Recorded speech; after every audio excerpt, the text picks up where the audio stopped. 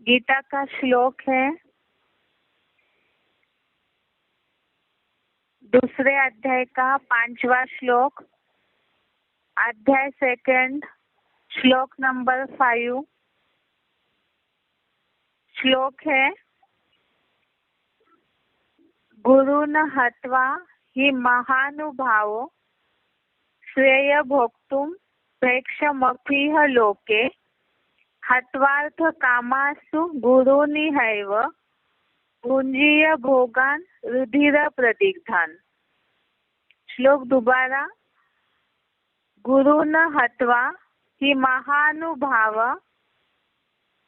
श्रेय भोक्तुम भैक्षमपीह लोके हत्वार्थ कामास्तु गुरुनिहैव भुंजीय भोगान रुधिर प्रदिग्धान। इसका संधि विच्छेद है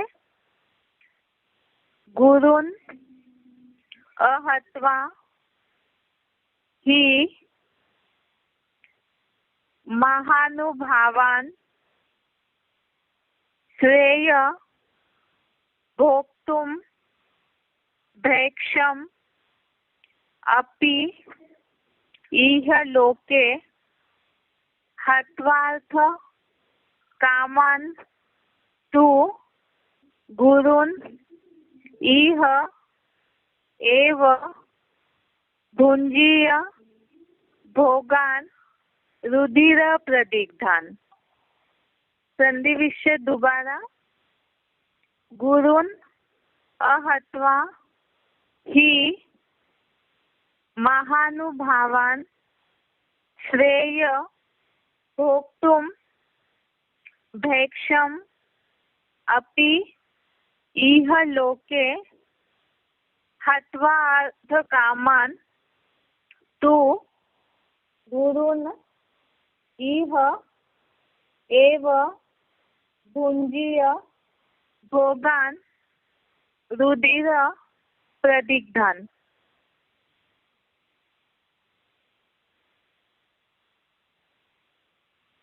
अर्थ देखते हैं अभी शब्दार्थों के साथ। महानुभावान अर्थात महानुभाव, गुरुन अर्थात गुरुओं को, अहत्वा ही अर्थात मारने की अपेक्षा, इह अर्थात इह लोके अर्थात इस लोक में, भैक्षम अर्थात भीख मांगकर, भोक्तुम अर्थात खाना, अपि अर्थात भी, श्रेयो अर्थात अच्छा है,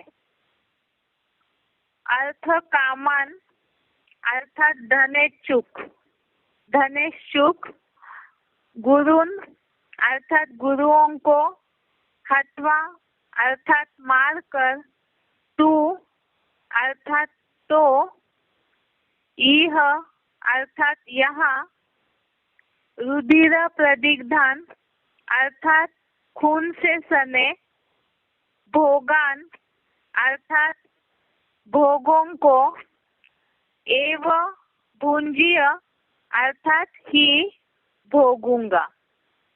एक बार दोबारा शब्दार्थों के साथ देखते हैं। महानुभावान अर्थात महानुभाव, गुरुन अर्थात गुरुओं को, अहत्वा ही अर्थात मारने की अपेक्षा, इह लोके अर्थात इस लोक में, भैक्षम अर्थात भीख मांगकर, भोक्तुम अर्थात खाना, अपि अर्थात भी, श्रेयो अर्थात अच्छा है, अर्थ कामान अर्थात धनेच्छुक, गुरुन अर्थात गुरुओं को, हत्वा अर्थात मार कर, तू इह अर्थात तो यहाँ, रुधिर प्रदिग्धान अर्थात खून से सने, भोगान अर्थात भोगों को, एव अर्थात ही, भुंजीय अर्थात भोगूंगा।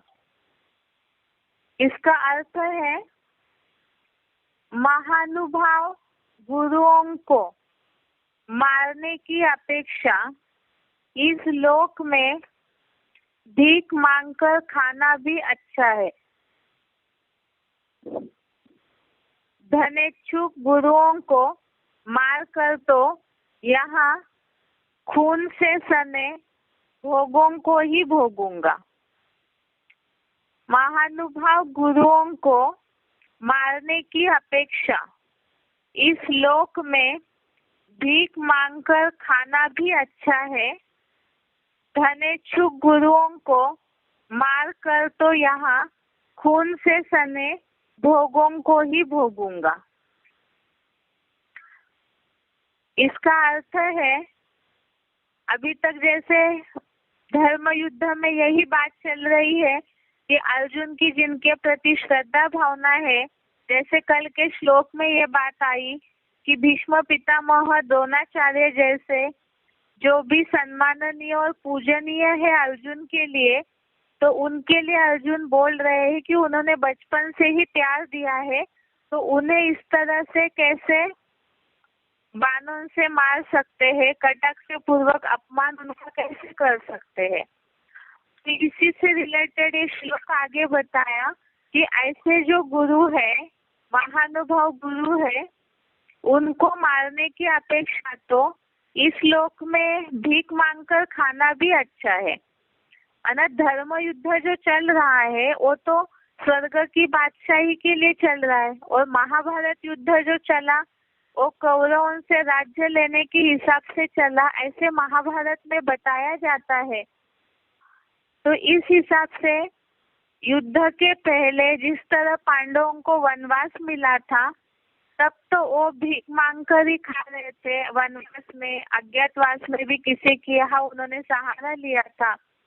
तो इसलिए अर्जुन के मन में ये बात आ रही है कि इस तरह जो सम्माननीय पूजनीय गुरु है, तो उनको मारने की अपेक्षा इस लोक में भीख मांगकर खाना भी अच्छा है।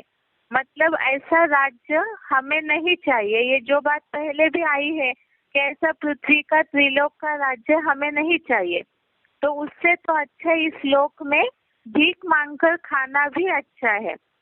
धनेच्छुक गुरुओं को मार कर तो यहाँ खून से सने भोगों को ही भोगूंगा। तो जिस तरह से जो बात महाभारत युद्ध में दिखाई है, शास्त्रों में तो स्थूल युद्ध दिखाया है। अब यहाँ तो हम बेहद के हिसाब से समझते हैं, लेकिन यहाँ जो अर्थ बताया है कि धनेच्छुक गुरुओं को मारकर तो यहाँ खून से सने भोगों को ही भोगूंगा, अर्थात उन्होंने स्थूल हिंसा समझ ली, इसलिए सोच रहे कि गुरुओं को मारने से ऐसे खून से सने भोगों को जो बादशाही मिलेगी, जो राज्य मिलेगा, वो खून से लथपथ वाला, खून लगा हुआ ऐसा भोग होगा, तो ऐसा राज्य सुख हमें नहीं चाहिए। तो इसीलिए खून से सने भोगों को ही भोगूंगा। अब एक बार इसे क्लैरिफिकेशन सहित देखते हैं, क्योंकि क्लैरिफिकेशन में तो शिव बाबा ने बेहद के हिसाब से जो बात है उस तौर से अर्थ बताया है, इसलिए एक बार क्लैरिफिकेशन सहित देखते हैं। महानुभाव गुरुओं को उनके धर्म में अनिश्चय की मौत मारने की अपेक्षा इस लोक में भीख मांगकर खाना भी अच्छा है, क्योंकि मान मर्तबे के लोलुप और धनेच्छुक गुरुओं को स्वधारणा युक्त जीवन शैली से मार कर तो यहाँ विकल्पों के खून से सने आत्मग्लानि से भरे हुए इन भोगों को ही भोगूंगा। यहाँ सबसे पहली बात आई है महानुभाव गुरुओं को उनके धर्म में अनिश्चय की मौत मारने की अपेक्षा, अर्थात ये जो भी गुरु है तो उनके धर्म में, अर्थात उन्होंने जो सनातन धर्म, सनातन कुल की धारणा है, उसको छोड़ करके कौरव संप्रदाय का साथ दे रहे हैं, अर्थात विधर्मियों का साथ दे रहे हैं, तो ऐसे उनके धर्म में जहाँ उनकी श्रद्धा भावना बन गई है, जम गई है, तो ऐसे उनके धर्म में अनिश्चय की मौत मारने की अपेक्षा, अर्थात तो जहाँ कहीं भी जुड़े हैं श्रद्धा भावना से, जिस धर्म में भी, तो उनको वहां से अनिश्चय दिलाकर अनिश्चय की मौत मारने की अपेक्षा इस लोक में भीख मांगकर खाना भी अच्छा है, क्योंकि मान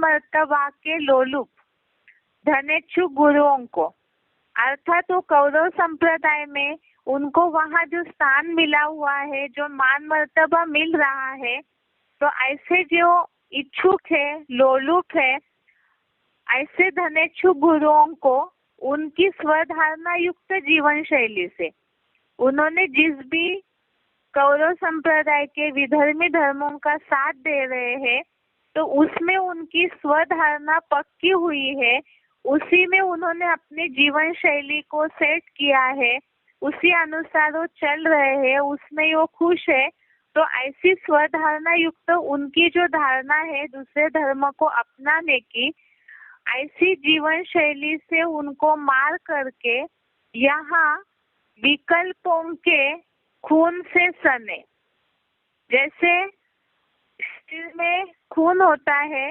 वैसे ही बेहद के हिसाब से संकल्प विकल्प जो है वो बेहद का खून बताया है, तो यहाँ पर ऐसे विकल्पों के खून से सने आत्मग्लानि से भरे हुए इन भोगों को ही भोगूंगा, अर्थात जब उनकी स्वधारणा युक्त जीवन शैली से उनको मार करके यहाँ विकल्पों के खून से सने, मतलब जहाँ भी संकल्प विकल्पों का खून चलेगा, बहुत सारे व्यर्थ संकल्प चलेंगे, किसी को भी किसी की धारणा से तोड़ा जाता है, जहाँ कहीं भी जो जुड़ा हुआ है वहां से उनको हटाया जाता है, तो स्वाभाविक है कि व्यर्थ संकल्पों का खून चलेगा, तो ऐसे व्यर्थ संकल्पों के खून से ही आत्मग्लानि से भरे हुए इन भोगों को ही भोगूंगा, अर्थात उससे जो आत्मग्लानि होगी,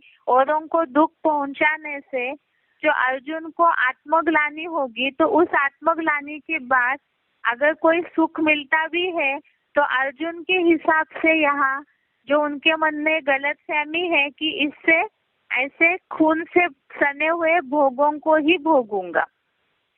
तो यहाँ तो हम गीता के अध्याय के हिसाब से अभी तक यही समझते आए हैं कि यहाँ उनका जो मोह है या जो देहधारी धर्मगुरुओं के प्रति स्नेह जुड़ा हुआ है अर्जुन का, तो वो वास्तव में उस मोह अंधकार के कारण ही अर्जुन इस युद्ध के लिए तैयार नहीं हो रहे हैं, इसीलिए उनके मन में फिर से ये बात आई कि जो सम्माननीय गुरु है, पूजनीय है, तो ऐसों को उनकी स्वधारणा युक्त जीवन शैली से मारेंगे या उनको वहां से हटाएंगे, और दूसरा वो जहाँ भी जिस धर्म से, अर्थात कौरव संप्रदाय जो विधर्म से जुड़े हुए हैं, वहां से उनको अनिश्चय दिलाएंगे, तो उससे बहुत सारा विकल्पों का खून बहेगा, इससे आत्मग्लानि होगी।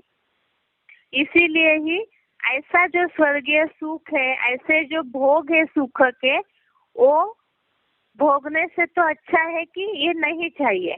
इस हिसाब से यहाँ अर्जुन ने ये बात बोली है कि महानुभाव गुरुओं को उनके धर्म में अनिश्चय की मौत मारने की अपेक्षा इस लोक में भीख मांग कर खाना भी अच्छा है, क्योंकि मान मर्तबा के लोलुप धनेच्छु गुरुओं को स्वधारणा युक्त जीवन शैली से मार कर तो यहाँ विकल्पों के खून से सने आत्मग्लानि से भरे हुए इन भोगों को ही भोगूंगा।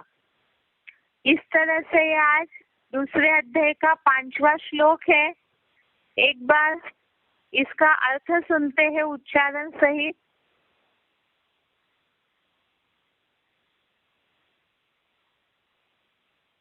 गुरुर्न हत्वा हि महानुभावान् मपीह लोके हत्वार्थ कामांस्तु गुरुनिहैव भुञ्जीय भोगान् रुधिर प्रदिग्धान्। महानुभाव गुरुओं को उनके धर्म में अनिश्चय की मौत मारने की अपेक्षा इस लोक में भीख मांगकर खाना भी अच्छा है, क्योंकि मान मर्तबा के लोलुप और धनेच्छुक गुरुओं को सुधारना युक्त जीवन शैली से मारकर तो यहाँ विकल्पों के खून से सने आत्मग्लानि से भरे हुए इन भोगों को ही भोगूंगा। गुरून् हत्वा हि महानुभावान् श्रेयो भोक्तुं भैक्षमपीह लोके हत्वार्थ कामांस्तु गुरुनिहैव भुञ्जीय भोगान् रुधिर प्रदिग्धान्। महानुभाव गुरुओं को उनके धर्म में अनिश्चय की मौत मारने की अपेक्षा इस लोक में भीख मांगकर खाना भी अच्छा है, क्योंकि मान मर्तबा के लोलुप और धनेच्छुक गुरुओं को सुधारना युक्त जीवन शैली से मारकर तो यहाँ विकल्पों के खून से सने आत्मग्लानि से भरे हुए इन भोगों को ही भोगूंगा। गुरून् हत्वा हि महानुभावान् श्रेयो भोक्तुं।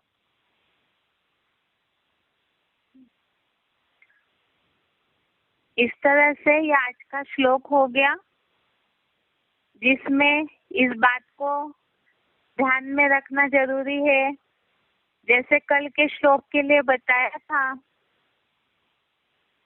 कि जहाँ अगर देहधारियों से लेन देन करते हैं तो कहीं ना कहीं उनके आगे झुकना होता है, भावना कहीं ना कहीं इस तरह से निर्माण हो जाती है बुद्धि में। और इसी तरह से यहाँ पर भी अर्जुन के मन में वही भावना है, क्योंकि वो गुरुओं से या जिनसे भी जुड़ करके उनसे स्नेह लिए है, तो उसके कारण उनके मन में यह धर्म के प्रति, सत्य असत्य के युद्ध के प्रति ये सारी भावनाएं निर्माण हो रही है। अभी आगे बेसिक कोर्स का टॉपिक, बेसिक कोर्स में हमारी बात चल रही थी संस्कारों के लिए। संस्कारों के टॉपिक में हम अभी तक इस बात को समझते हुए आए हैं। जिज्ञासुओं को अभी तक इस बात को तो बता दिया कि संस्कार माना क्या, वो बनते कैसे है, बिगड़ते कैसे है, उसको सुधारा कैसे जाएगा। जैसे बताया गया कि मन चंचल है, उसके कारण बरबसी संस्कारों को, कर्मों को खींच लेता है। देहभान के कारण ये सारी बातें निर्माण हो जाती है और जिसके कारण ही कड़े संस्कार तैयार हो जाते हैं। अपनी भी बुद्धि में कहीं गलत मान्यताएं होती है, मन की चंचलता है, देहभान है, जिस कारण संस्कार कड़े होते हैं, जमने लगते हैं, गलत कर्मों की जंग चढ़ जाती है आत्मा पे। अब इसमें खास ये समझा है कि संग के रंग के कारण ही वास्तव में संस्कार बिगड़े हैं। इसे तो हमने समझाया। लोग भी दुनिया में इस बात को मानते हैं कि संग के रंग के कारण ही वास्तव में संस्कार जल्दी बिगड़ते हैं। इसीलिए जो बहुत रॉयल है वो जरूर बचपन से ही अपने बच्चों को भी इस बात का ध्यान रखवाते हैं कि संग का रंग गलत न लगे।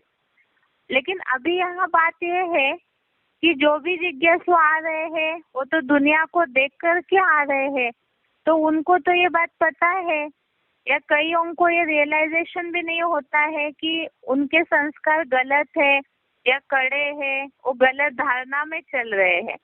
तो इसे तो कुछ लौकिक दुनिया के उदाहरण दे करके हमें समझाना होगा, जिसे हम इसके पहले भी देख चुके हैं। अब यहाँ संग का रंग अनेकों के संग से बिगड़ा है संस्कार, तो इसीलिए उसे सुधारने के लिए क्या करना होगा? इसे सुधारने के लिए जरूरी है कि एक के संग में बुद्धि लगे। अब वो एक के संग में बुद्धि लगे, मन लगे, उसके लिए क्या करना होगा? क्योंकि अगर हम कर्म में भले ही लोगों के साथ आते हैं, लेकिन फिर भी जहाँ मन और बुद्धि उसमें लग जाती है तब ही संग का रंग लग सकता है, जिसके लिए बोला है कि वास्तव में मन प्रबल है, चंचल भी है, तो इसीलिए पहले तो संग का रंग मन को लगता है। इसीलिए अब इसे संग के रंग से हटाने के लिए क्या करना होगा? इसके लिए एक अव्यक्तवाणी का पॉइंट देखा था हमने, जिसे एक बार दोबारा पढ़ते हैं कि पहला तो एक मुरली का पॉइंट है जो सच्ची गीता खंड 2 पतित पावन इस टॉपिक से लिया हुआ है।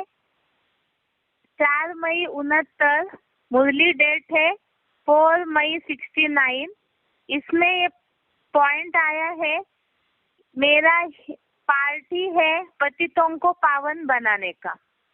यह है बुद्धि का योग अथवा सन्मुख बाप के साथ का संग। संग से रंग लगता है ना, कहा जाता है संग तारे कुसंग बोरे। दूसरा अव्यक्तवाणी का पॉइंट है 22 जून 71, अव्यक्तवाणी डेट 22 जून 71। ये पॉइंट है, अगर एक संग सदा बुद्धि की लगन है तो अनेक संग का रंग लग नहीं सकता। बुद्धि की लगन कम होने का कारण अनेक प्रकार के संग के आकर्षण अपने तरफ खींच लेते हैं। तो और संग तोड़ एक संग जोड़, यह पहला वायदा है, उस वायदे को निभाना। इनको ही संपूर्ण वफादार कहा जाता है। इसमें ये बात बताई है कि अगर एक के संग में बुद्धि की लगन है तो और रंग लग नहीं सकते हैं। जैसे दुनियावी अगर व्यवहारिक एक उदाहरण ले, कोई कोई रंग इतने पक्के होते हैं कि उस पर अगर कोई और रंग लगा भी दे तो भी जो मूल रंग है वो अपना प्रभाव नहीं छोड़ता है। तो यहाँ यही बात है कि अनेक देहधारियों के संग के रंग के कारण संस्कार बिगड़े हैं, मन बुद्धि कहीं ना कहीं चंचल हुई है। अब उसके लिए उपाय बताया है, क्योंकि यहाँ तो ज्ञान मार्ग में यही एक विशेषता है कि शिव बाबा राम की भी पहचान देते हैं, रावण की भी पहचान देते हैं। अब रावण के अनेक मतों के कारण, अनेक मुखों के कारण, तुंडे तुंडे मतिर भिन्ना, अनेकों की बुद्धि मन के संग के कारण, देहधारियों के संग के कारण बुद्धि बिगड़ी है, मन चंचल हुआ है और कर्मेंद्रियों को भी संग का रंग लगा है।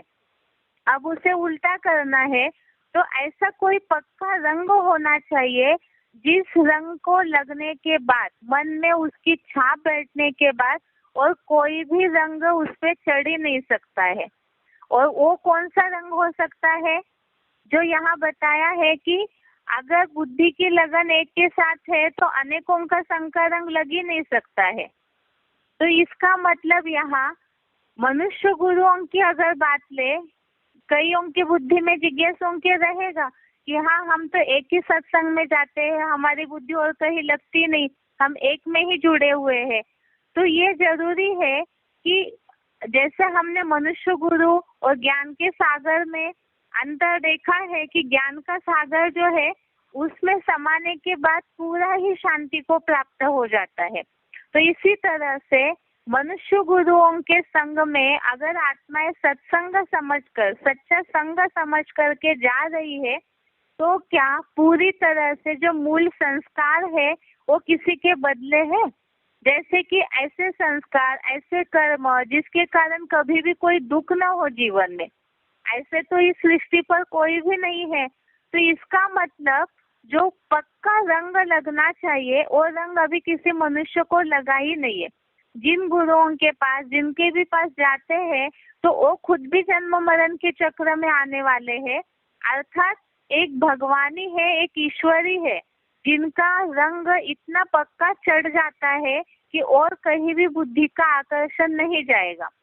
लेकिन भगवान में ऐसी क्या शक्ति है जिसके कारण और कहीं भी बुद्धि नहीं जाएगी, मन नहीं जाएगा? तो भगवान में ऐसी शक्ति है क्योंकि वो सर्वशक्तिवान है, जन्म मरण के चक्र में नहीं आते हैं, वो खुद इस गंदी दुनिया में आकर के विकारों में डूबते नहीं है। तो जिसके कारण उनका जो पवित्रता का, ज्ञान प्रकाश का ऐसा पावरफुल रंग है, जिस रंग में आने के बाद और कहीं भी बुद्धि जा ही नहीं सकती है। लेकिन जो यहाँ बताया है कि बुद्धि की लगन कम होने के कारण अनेक प्रकार के आकर्षण अपने तरफ खींच लेते हैं। अर्थात भगवान का रंग हम अपने ऊपर इतना चढ़ाने ही नहीं देते हैं। इसके कारण ही कहीं ना कहीं कमजोरी होने के कारण बुद्धि कहीं ना कहीं खींच के चली जाती है। इसीलिए इसका उपाय बताया है कि और संग तोड़ एक संग जोड़। अब इसका मतलब सन्यासियों की तरह जाकर के जंगल में बैठना है, ये भी नहीं बोला है, क्योंकि गीता में तो खास वायदा है कि गृहस्थी नर अर्जुन को ज्ञान दिया है भगवान ने। अर्थात मन को सब कुछ कर्म करते हुए ही जो व्यवहारिक कर्म है, दैनिक कर्म है, जिससे हमने इसके पहले भी श्लोक में देखा है कि जो दैनिक अनिवार्य कर्म है उसके बिना तो कोई रह नहीं सकता है। तो इसीलिए वो अनिवार्य कर्म करते हुए भी मन की लगन जो है वो ईश्वर के प्रति रहे, उसके लिए तब ऐसे अगर होगा तब ही एक तरफ मन लग सकता है। अब इसके लिए ही सिलेक्टेड पॉइंट है, general public selected point number है 62, सिलेक्टेड पॉइंट का नंबर है 62। एक बार इस पॉइंट को सुनते हैं जिसमें शिव बाबा ने संख्या रंग के लिए जो बात बताई है वो देखते हैं।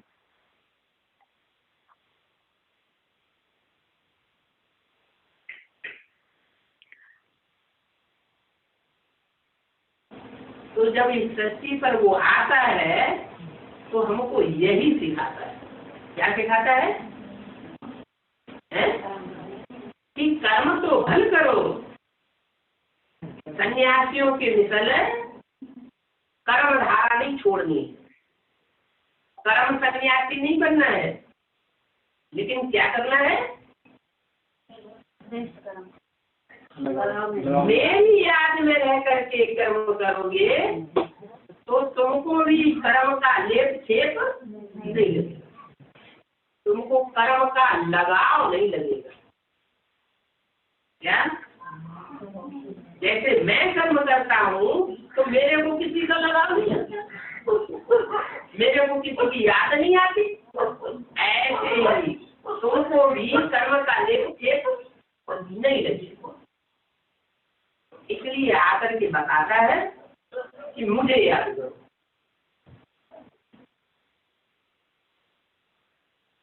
इसके बाद दूसरा एक सिलेक्टेड पॉइंट है, सिलेक्टेड पॉइंट का नंबर है 381, सिलेक्टेड पॉइंट का नंबर है 381। तो 63 जन्म असुरों के संग के रंग में आकर नीचे गिरते हैं। अभी एक बाप का संग करना है,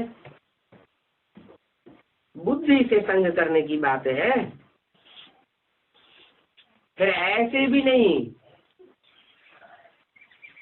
कि स्थूल कर्मेंद्रियों से कोई का भी संग करते रहे।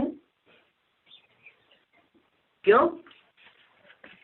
अगर करेंगे तो संग का रंग हमको जरूर लगेगा। इसलिए बोला कि कर्मेंद्रियों से कोई विकर्म नहीं होना चाहिए। बुद्धि में भले कोई ऊपर नीचे संकल्प आ जाता है तो उसका पाप नहीं बनता, परंतु अगर कर्मेंद्रियों से कर लिया तो संग का रंग पक्का लग जाता है। फिर पतित से पावन कैसे बनेंगे?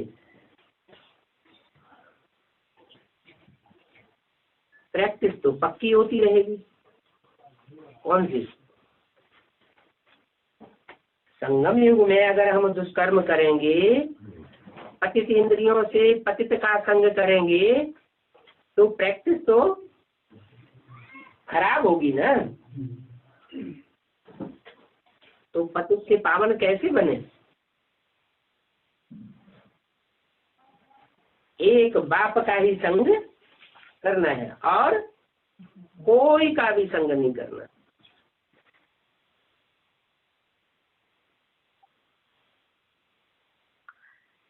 तो जैसे संख्या रंग के लिए हमने देखा, जो शिव बाबा ने बोला है कि कर्म धारा भी नहीं छोड़नी है और कर्म करते हुए भी मन एक ईश्वर में लगा रहे तो संख्या रंग नहीं लगेगा। अब इसके लिए भी बताया खास दूसरे पॉइंट में, जैसे हमने सुना कि कर्म करते हुए भी इस बात का ध्यान रखना है कि कर्मेंद्रियों से गलत कर्म नहीं होने चाहिए। तो इसमें खास बात है कि संग का रंग एक का लगना है और संग तोड़ एक संग जोड़ना है। तो इसका क्या महत्व है, ये बात बताने के पीछे क्या राज है, जिसके लिए बताया कि अगर हम एक ईश्वर में भी जुड़ रहे हैं और साथ ही साथ और कहीं कहीं भी मन बुद्धि अगर लगी हुई है, वैसे तो जन्म जन्मांतर की प्रैक्टिस है, हिसाब किताब है, तो मन बुद्धि तो कहीं ना कहीं खींचती ही रहेगी, लेकिन बताया है कि मन को जितना हो सके ईश्वर की याद में लगाने की पूरी कोशिश करनी चाहिए।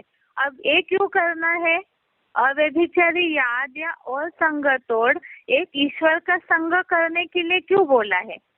अब इससे हम समझते हैं जैसे कि दूध से भरे हुए घड़े में एक बूंद भी अगर विष डाल दिया जाए तो पूरा घड़ा ही विषमय हो जाता है।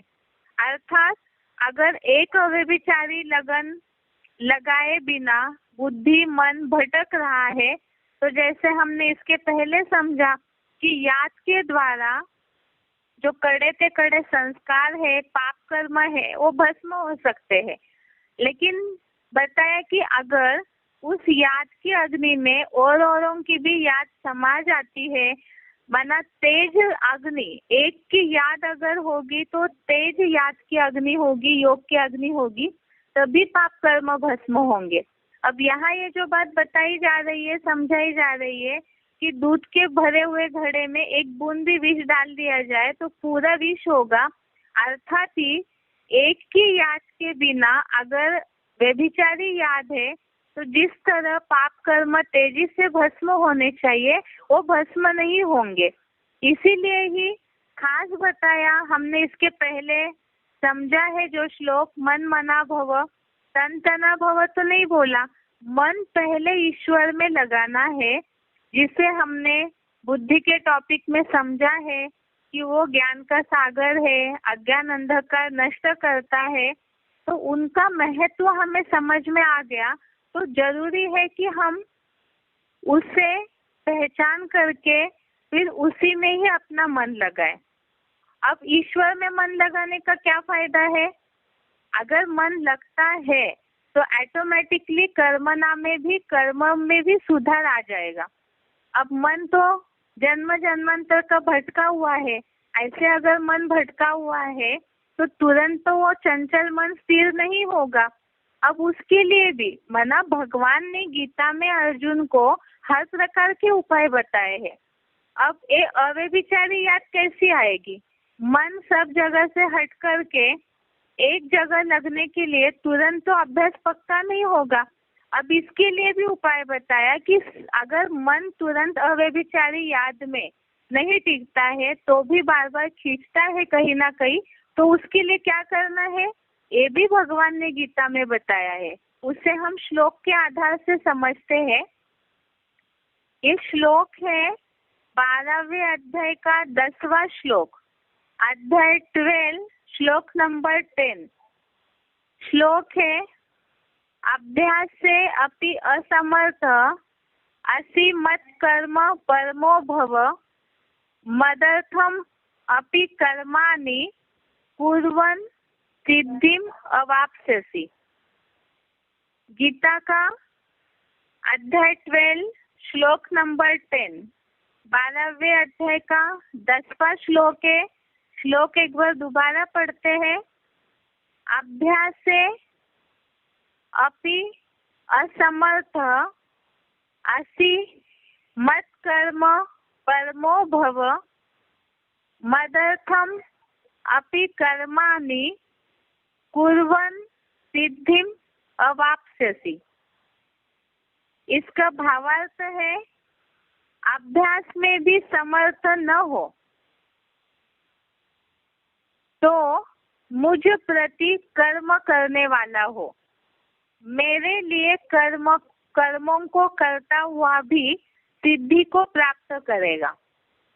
तो इसका उपाय बताया है जो अभी हमने समझा कि मन तो तुरंत अगर एक जगह नहीं टिकता है, चंचल है, तो क्या करना होगा? अव्यभिचारी याद के लिए क्या करना होगा? इसके लिए बताया कि देहभान तो है ही मनुष्यों में, इसके कारण कर्म करते हैं तो कर्मेंद्रियों से कर्म करते हुए तुरंत मन एकाग्र नहीं भी हो रहा है, मन मना भव तुरंत नहीं भी हो पा रहे, तो भी जो बताया कि मन से अभ्यास करने में अगर समर्थ नहीं है तुरंत, तो मुझ प्रति कर्म करने वाला हो। मेरे लिए कर्मों को करता हुआ भी सिद्धि को प्राप्त करेगा। अर्थात ईश्वर के लिए अगर कर्म करते हैं तो वो कर्मों को करते हुए भी सिद्धि को प्राप्त करेगा। माना मन में अभ्यास के लिए समर्थ नहीं है, तुरंत प्रैक्टिस नहीं हो रही है, कर्मेंद्रियों के हलन चलन में बुद्धि जाती है, तो बताया कि ईश्वर के लिए कर्म करने वाला बनना है तो उससे भी सिद्धि प्राप्त होगी। जिसके लिए हमने इसके पहले भी उदाहरण समझा कि बोला जाता है कि जहाँ हमारा तन होगा वहाँ हमारा मन होगा, जहाँ हमारा धन होगा वहाँ हमारा मन होगा। तो यही बात यहाँ बताई है कि इस तरह से अभ्यास करने के लिए कर्मेंद्रियों से कर्म करने की प्रैक्टिस करनी है और वो कर्म ईश्वर के प्रति अर्पण होने वाला हो। अब इसे एक बार क्लैरिफिकेशन सहित देखते हैं। ऐसे योग अभ्यास में भी, अर्थात जो अव्यभिचारी याद का अभ्यास, योग का अभ्यास करना है, उसमें भी समर्थ न हो, अर्थात तुरंत उसकी प्रैक्टिस नहीं हो रही है, तो जोड़ी बने रुद्र यज्ञ अधिपति देव देव महारुद्र रूप मुझ परम पिता परमात्मा प्रति कर्म करने वाला हो। मेरे व्यक्त रूप के लिए कर्मों को करता हुआ भी वैकुंठ के अतीन्द्रिय सुख की विष्णु लोकीय सिद्धि को प्राप्त करेगा। तो इसके लिए बताया कि अगर उस ईश्वर के प्रति कर्म करते हैं तो जिनके प्रति अपनी कर्म की ताकत लगाएंगे, तन से ही कर्म किया जाता है, तो ऑटोमेटिकली वो कर्म करते करते उससे भी तो ईश्वर के लिए जो कार्य किया जाएगा उससे भी पुण्य की प्राप्ति होगी। और तन लगा रहे हैं, धन लगा रहे हैं, तो ऑटोमेटिकली ही मन भी उस तरफ खींचता जाएगा। और जब मन एक बार ईश्वर में जुड़ता जाएगा तो ऑटोमेटिकली ही बताया कि वैकुंठ के अतीन्द्रिय सुख की विष्णु लोकीय सिद्धि को प्राप्त करेगा। इसी के लिए उपाय गीता में तो हर प्रकार का उपाय अर्जुन को बताया है और यही बात जिज्ञासुओं को समझानी है, क्योंकि हो सकता है अभी तो लोग भौतिक दुनिया में इतने ज्यादा फंसे हुए रहते हैं कि तुरंत इन बातों की गहराई नहीं समझ आएगी। लेकिन सबसे पहले ये बात है कि मन की चंचलता को, मन की अशांति को तो लोग समझते हैं, इसीलिए ही इस तरफ बुद्धि का योग या इस तरफ उनका अटेंशन खिंचवाना जरूरी है कि पहले इस मन की चंचलता को स्थिर कैसे करें। तो अगर हम और कहीं जुड़ते हैं जिन्हें हम सच्चा संग मान रहे हैं, लेकिन उनसे जुड़ने से मन हमारा स्थिर हो रहा है क्या? नहीं हो रहा है, तो जरूर वो ईश्वर का रूप नहीं है। तो इसीलिए ईश्वर के रूप की पहचान बताई है, उसे समझ करके उनमें मन लगाए। अगर वहाँ मन एकाग्र नहीं हो रहा है, तुरंत अव्यभिचारी याद की अग्नि नहीं प्रज्वलित होती है, तो ईश्वर के प्रति कर्म करने वाला बन सकते हैं। अब इसके लिए गीता के आधार से ही शिव बाबा ने क्या बताया है वो देखते हैं। ये वार्तालाप नंबर है 294, वार्तालाप नंबर 294। ये सिलेक्टेड पॉइंट में नहीं है, वार्तालाप से लिया हुआ पॉइंट है। एक बार इसे सुनते हैं।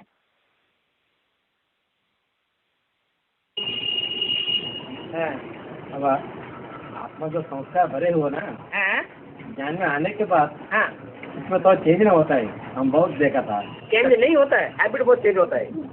तो हैबिट के लिए खाना बनाने रहने में बहुत चेंज होता है। 63 थोड़ा चेंज ना होता है मेरे ख्याल। 63 जन्मों में हमने जाने कहाँ किसका संग कर्म लिया है। जब अच्छों का संग लिया है तो अच्छा परिवर्तन होगा, बुरों का संग लिया है तो शूटिंग पीरियड में वो देखने में आएगा। तो भाई इसको कैसे मोड़ करना, ये तो बुद्धि तो है, बुद्धि तो मिली है, हमें किसका संग करना चाहिए। इसको हाथ तो बोल दो, है तो हाथ तो बोलिए, बताया ना, वो बुद्धि तो मिली हुई है, हमें किसका संग करना चाहिए। बाबा ने तो रास्ता बता दिया, क्या ऊंच से ऊंचे एक से हो बाबा, तो एक का संग करेंगे तो ऊंचे से ऊंची बनेंगे ना, नीचे क्यों बनेंगे। फिर माया भाईलोरा डालती है, ऐसा ऐसा खराब है, ये भगवान हो नहीं सकता। ये भगवान को मानता है, हम संस्कार चेंज होता है, भगवान को अंदर मानता है, हाँ भगवान जो बोल तो करता है, हाँ संस्कार चेंज होता है। संस्कार से तो संग चेंज होना चाहिए ना। भगवान जब कहते हैं सब धंधों में है नुकसान, तो बुद्धि में बात बैठती क्यों नहीं है। सब धंधों में धूल, जय अभिमान की धूल बढ़ाने वाले हैं, फिर बुद्धि में बात बैठनी चाहिए ना।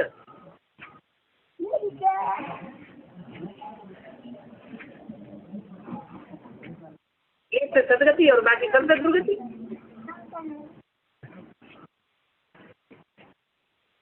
कैसे नहीं संस्कार चेंज होंगे। जहाँ हमारा तन होगा वहाँ हमारा मन होगा, जहाँ हमारा धन लगेगा, कोई कारखाना बना दिया और सारा पैसा उसमें लगा दिया, जिंदगी भर की कमाई, बाप दादे की कमाई, तो बुद्धि कहाँ जाएगी, उसी कारखाने में जाएगी ना। उसमें आग लग गई तो क्या होगा, हाथ फेल होगा कि नहीं होगा।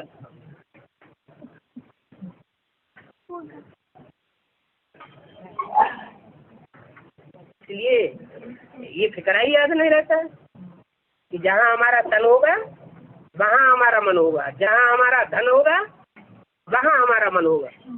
अब हम अंदाज लगाएं, ये पोता में निकालें कि तन और धन हमारा परसेंटेज में ज्यादा कहाँ जा रहा है। अगर सत्य के संग में जा रहा है तो क्यों नहीं सुधार होगा।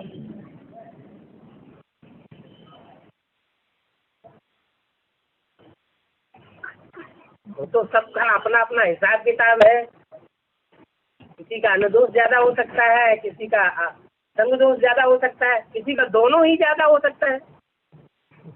कोई ऐसे भी होंगे जिनको संग दोष भी कम लग रहा होगा और अन्न दोष भी कम लग रहा है, या उन्होंने बिल्कुल ही चेंज कर दिया होगा, न संग दोष लगने देंगे और न अन्न दोष लगने देंगे, पक्के है।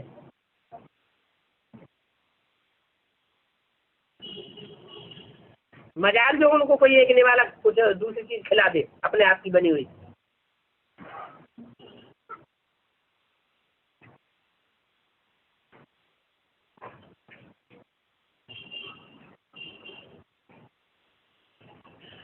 और संग दोष अन्न दोष भी वो पूर्व जन्मों का हिसाब किताब है।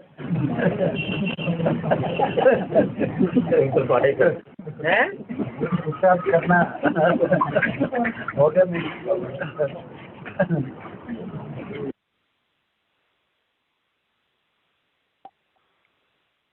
अभी हमने जो वार्तालाप का पॉइंट सुना है 294 नंबर का, वो 36 मिनट के बाद है ये पॉइंट। 294 वार्तालाप नंबर, इसमें 36 मिनट के बाद ये पॉइंट है। अभी आगे इसी से रिलेटेड व्यभिचारी याद के लिए, संकेत अंक के लिए और एक पॉइंट है। सिलेक्टेड पॉइंट का नंबर है 280, सिलेक्टेड पॉइंट नंबर है 280। बाप कहते हैं तुम्हारा परम पुरुषार्थ है, बड़े से बड़ा पुरुषार्थ याद और क्या पहले क्या याद, क्यों सेवा पहले और बाद में याद, क्यों नहीं, क्योंकि जितना जितना हम उसे याद करते हैं, क्या जितना जितना याद करते हैं उतनी उतनी बुद्धि सूक्ष्म बनती है। सूक्ष्म को याद करेंगे तो क्या बनेंगे? डकैतों का संग करेंगे तो क्या बनेंगे? चोरों का संग करेंगे तो चोर ही बनेंगे। कीचकों का, डर्टी ब्रूट्स का, गंदे लोगों का, जो ब्रह्मा कुमारियों के पीछे भागते रहते हैं, उनका संग करेंगे तो क्या बनेंगे?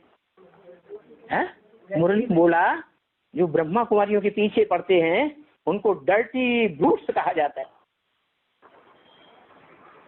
एकदम गंदे। तो उनका संग करेंगे तो वैसे ही बनेंगे। अब हमको तो ऊंच से ऊंच मिला, तो उसका संग करना है या नहीं करना है? उसका लगातार संग करते रहें, ये परस्पर है। याद और सेवा, याद और सेवा। क्या ब्राह्मणों का मुख्य धर्म और मुख्य कर्म क्या है? याद और सेवा। तो वो कहता है जो मुझे जितना याद करते हैं उनको मैं बहुत याद करता हूँ। क्या? जो मुझे बहुत याद करते हैं मैं उनको बहुत याद करता हूँ। तो दोनों तरफ से तार जुड़ा है या नहीं जुड़ा है? कनेक्शन जुड़ेगा ना। तो बताया तुम बच्चे मुझे जितना याद करते हो उतना समझो मैं तुम्हारे साथ ही हूँ, तुमसे जुदा, तुमसे दूर नहीं हूँ, सदैव ऐसे ही समझो। तो जिनको भगवान याद करेगा, ऊंचे से ऊंचा आत्मा याद करेगा, तो जिसको याद करेगा उसकी आत्मा को खिंचावट होगी या नहीं होगी? है? दिल से दिल को राहत होती है, समझे? तो उसको खिंचावट होने लगती है। जो तुलसीदास ने कहा है, हृदय पीर मेरे, क्या मेरे हृदय में दर्द होता है, घाव रघुवीर है। क्या? राम जी महाराज जिन्हें मैं भगवान समझता हूँ उनको घाव लग जाता है हृदय में। अच्छा, तो उनसे बता दो ऑपरेशन कराएं जाके। तो ये भावना है कि भगवान भी भावना का भूखा है। ये पक्का याद रखें, जितना हम भगवान से प्यार करेंगे, जितना लगाव करेंगे, जितनी याद करेंगे, उतना हमको वो प्यार करेगा। और हमको वो प्यार करेगा तो हमारी याद की ताकत बढ़ जाएगी या कम होगी? बढ़ जाएगी। तो जब याद की ताकत बढ़ जाएगी तो हमारे अंदर उमंग उत्साह बढ़ेगा या नहीं बढ़ेगा? उमंग उत्साह बढ़ेगा, खुशी बढ़ेगी, तो हम ज्यादा सेवा करेंगे। ईश्वरीय सेवा या थोड़ी करेंगे? ज्यादा सेवा करेंगे। तो देखो ये सेवा का समय है, इसलिए अंतिम संदेश दिया। सुना कि नहीं सबने? क्या सेवा तो दी। सेवा में खास ये भी बताया कि जो तीसरा रथ लिया है, साकार रथ, किसका लिया है, कब लिया है, वो नहीं बताया, लेकिन ये बताया उस रथ को बाहर की दुनिया में प्रत्यक्ष नहीं करना है। क्या प्रत्यक्ष करना है? उस रथ की आवाज को प्रत्यक्ष करना है। जितनी ताकत से प्रत्यक्ष कर सको उतनी ताकत से प्रत्यक्ष करो। आजकल तो बड़े बड़े तीखे साधन निकले हैं। क्या? घर बैठे उंगली घुमाते रहो और आनंद आनंद से विदेशों में जितने भी भारतीय बैठे हुए हैं हिंदी जानने वाले, उनको सबको संदेश देते रहो। दे सकते कि नहीं? दे सकते। तो बताया सेवा और याद, ये शॉर्टकट तरीका है। लास्ट में आने वाला भी फास्ट जा सकता है। ओम शांति। अभी हमने सिलेक्टेड पॉइंट समझा 280 नंबर का। तो संस्कारों के टॉपिक में बात यही चल रही है कि संस्कार पक्के हुए हैं, कड़े हुए हैं, बिगड़े हैं, किस कारण? संग के रंग से। तो इसीलिए मन को पहले एक के संग में लगाना है। जब मन अभ्यास करने में समर्थ नहीं है तो हमने समझा कि सेवा की ताकत ईश्वर के लिए, यज्ञ के लिए ही कर्म करे तो उससे अभ्यास होता रहेगा, क्योंकि जहाँ तन और धन की ताकत लगेगी, सेवा में ताकत लगेगी, ईश्वर के लिए जो कर्म करते जाएंगे तो ऑटोमेटिकली मन भी वहाँ खींचता जाएगा। अब इसमें खास बात क्या समझानी है कि अब जरूरी नहीं है कि जो भी हम दिन भर यज्ञ सेवा ही करते रहे। इसमें ये है कि जो हमारा दैनिक कर्म है वो भी तो आता है। तो इसीलिए ही जहाँ यज्ञ सेवा में, ईश्वरीय सेवा में थोड़ा भी गैप हो जाए तो उसमें भी जो दैनिक कर्म है वो करते हुए भी अगर हम ईश्वर में बुद्धि को लगाते हैं तो ऑटोमेटिकली हर कर्म की ताकत ही ईश्वर के लिए होनी चाहिए। अर्थात हर तरह से जो यहाँ बताया कि अन्न दोष के कारण, संग दोष के कारण संस्कार बिगड़ते गए हैं, तो अब चारों तरफ से ही इंद्रियों से, मन से, धन से, तन से सब तरह की अव्यभिचारी ताकत लगेगी हर समय। तो उसी संग से, एक संग से ही संस्कार सुधर सकते हैं। अब इसके लिए दुनिया वाले भी इस बात का महत्व समझते हैं। इसीलिए ही रहीम दास का एक दोहा है, रहीम दास जी का दोहा है, एक के साधे सब सधे, सब साधे सब जाए। क्या बताया? एक के साधे सब सधे, सब साधे सब जाए। अर्थात दुनिया में ज्यादातर लोगों के मन में भावना रहती है, जिज्ञासु भी यही बोलेंगे कि यहाँ तो सब कुछ आप लोग छोड़वाते हैं, लेकिन यहाँ छुड़वाने की तो बात ही नहीं है। एक के साधे सब सधे, इसका मतलब ये नहीं है, जो अभी अभी हमने सिलेक्ट पॉइंट समझा है कि इसका मतलब ये नहीं है कि सन्यासियों की तरह सब कुछ छोड़ के बैठना है। लेकिन यहाँ सब कुछ करते हुए भी मन जो है वो ईश्वर की याद में लगाना है। और जब ऐसे अव्यभिचारी याद होगी, एक के साधे सब सधे, तब ही वो तीव्र योगाग्नि से कड़े संस्कार पिघल सकते। और अगर सबको साधने की, अर्थात सबको संतुष्ट करने की सब तरफ मन बुद्धि अगर लगती रहेगी तो सब जाएगा, अर्थात कुछ भी प्राप्ति नहीं होगी। अब इसके लिए गीता में क्या बताया है? और भी आसान तरीका बताया, अर्थात कहीं ना कहीं से जो भी दिन भर का 24 घंटे का समय है तो लगातार ही वो याद की अग्नि प्रज्वलित ही रहनी चाहिए। मन हर समय उस ईश्वर में लगा रहे, इसके लिए गीता में और एक उपाय बताया है। ये उपाय है 9वें अध्याय का 27वां श्लोक, अध्याय 9 श्लोक नंबर 27। 9वें अध्याय का 27वां श्लोक। इसमें हम ये समझ सकते हैं कि पूरा जो भी दिन भर का 24 घंटे का समय है वो हर समय ही ईश्वर में मन बुद्धि हमारी लग सकती है, उसका उपाय बताया है। श्लोक है, यत् करोषि यत् अश्नासि यत् जुहोषि ददासि यत् तपस्यसि कौन्तेय तत् कुरुष्व मदर्पणम। दोबारा श्लोक देखते हैं, यत् करोषि यत् अश्नासि यत् जुहोषि ददासि यत् तपस्यसि कौन्तेय तत् कुरुष्व मदर्पणम। इसका अर्थ है, हे कुंती पुत्र, जो करता है, जो तू खाता है, जो यज्ञ सेवा करता है, जो देता है, जो तप करता है, वह मुझको अर्पण कर।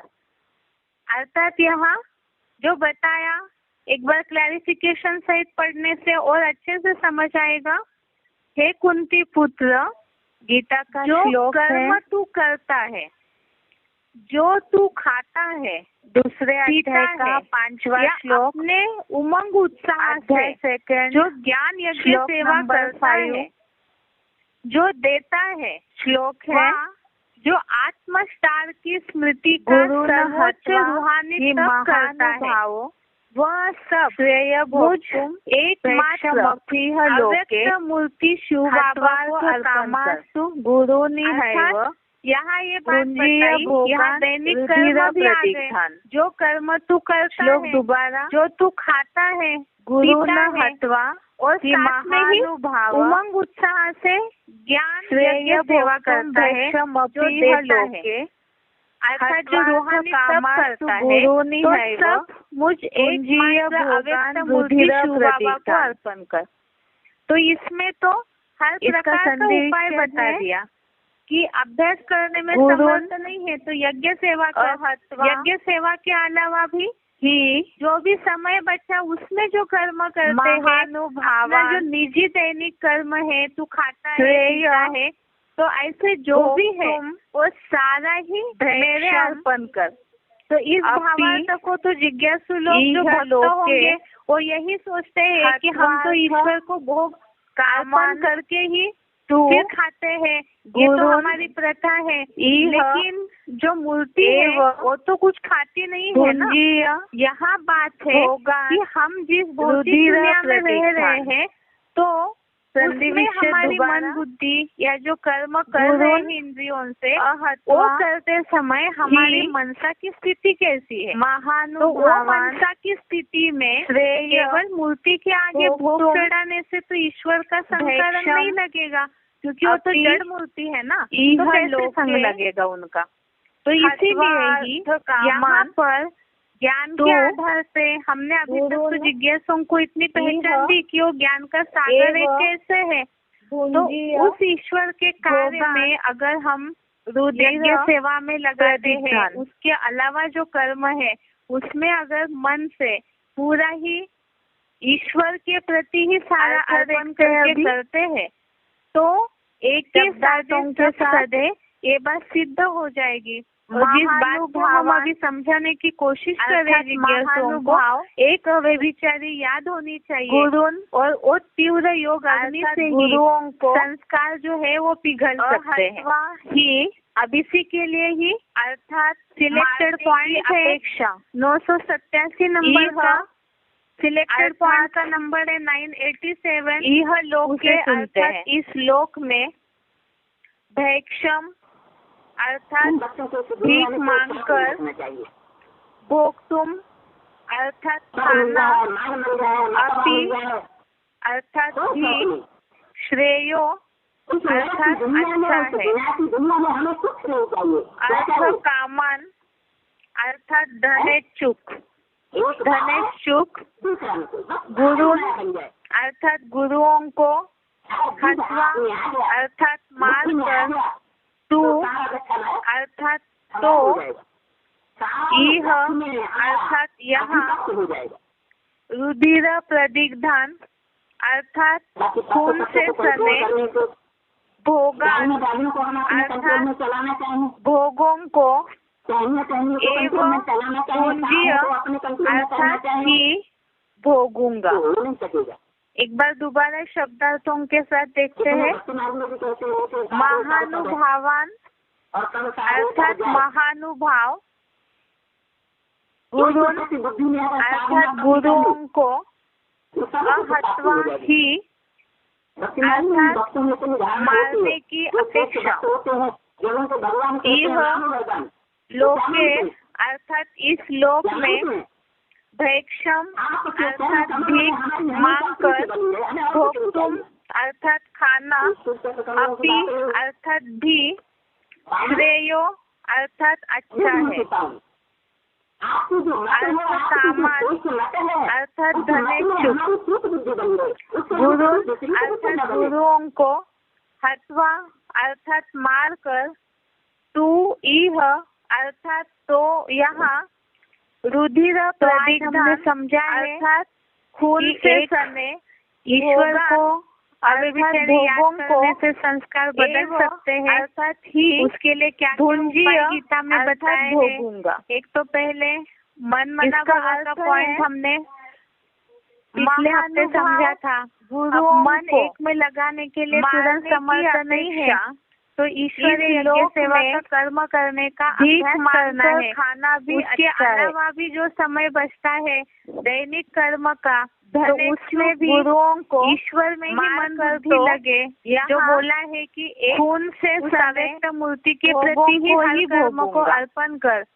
और जैसे अभी हमने सिलेक्टेड पॉइंट में समझा, मारने की इस दुनिया का कुछ भी मर्तबा लेने की इच्छा न हो, भीख मांगकर खाना भी ईश्वर के प्रति ही मन बुद्धि की ताकत लगी रहे। तो ऐसे मार कर तो यहाँ से, क्योंकि से कर्मेंद्रियों में कर्म करते करते ही तो मन बुद्धि के आदतें बिगड़ी है। इसीलिए चारों तरफ से ताकत लगाएंगे तभी संस्कार में यही बात सुधर रही है। अब इसके लिए यज्ञ सेवा का कर्म करना है। गीता में जैसे कल के श्लोक में ये बात आई, दुनिया वाले तो यज्ञ सेवा यज्ञ के लिए कर्म क्या है वो नहीं पूजनीय है अर्जुन क्या है। आखिर यज्ञ के लिए अर्जुन बोल रहे हैं कि उन्होंने बचपन से ही प्यार है सिलेक्टेड पॉइंट, उन्हें इस तरह से कैसे यहाँ तक ही बाणों से मार सकते हैं, कटाक्ष पूर्वक अपमान उनका कैसे कर सकते हैं। इसी से रिलेटेड ये श्लोक आगे बताया कि ऐसे जो गुरु है, महानुभाव गुरु है, उनको मारने की अपेक्षा तो इस लोक में भीख मांगकर खाना भी अच्छा है। धर्म युद्ध जो चल रहा है वो तो स्वर्ग की बादशाही के लिए चल रहा है, और महाभारत युद्ध जो चला वो कौरवों से राज्य लेने के हिसाब से चला, ऐसे महाभारत में बताया जाता है। तो इस हिसाब से युद्ध के पहले जिस तरह पांडवों को वनवास मिला था, तब तो वो भीख मांग कर ही खा रहे थे। वनवास में, अज्ञातवास में भी किसी के यहाँ उन्होंने सहारा लिया था। तो इसलिए अर्जुन के मन में ये बात आ रही है कि इस तरह जो सम्माननीय पूजनीय गुरु है, तो उनको मारने की अपेक्षा इस लोक में भीख मांगकर खाना भी अच्छा है। मतलब ऐसा राज्य हमें नहीं चाहिए।